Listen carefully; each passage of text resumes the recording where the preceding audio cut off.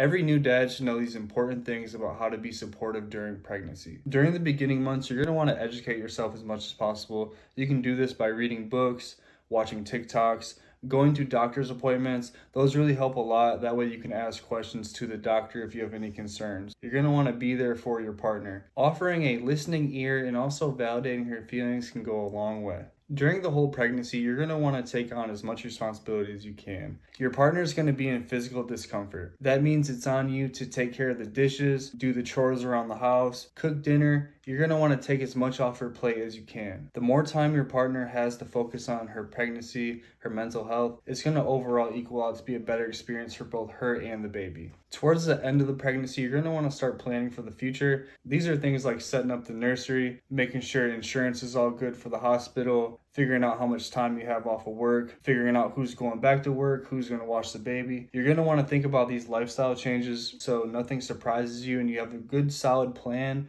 about what to do and how to provide for your baby. Always remember, a happy partner equals a happy pregnancy. Your partner's mental health can actually affect a baby while they're inside the womb. Just be a good human, man. Just make sure she has a good pregnancy. Make sure she's not stressing about stuff that you can do on your own. Take the initiative and get stuff done.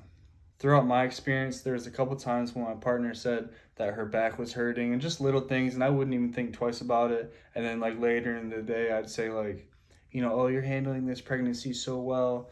Don't do that. It's very dismissive, and I had no idea what she was going through behind the scenes because clearly I can't grow a baby inside me. So don't say things like that. You want to be very understanding, and she needs to feel like she's being heard when she says these things.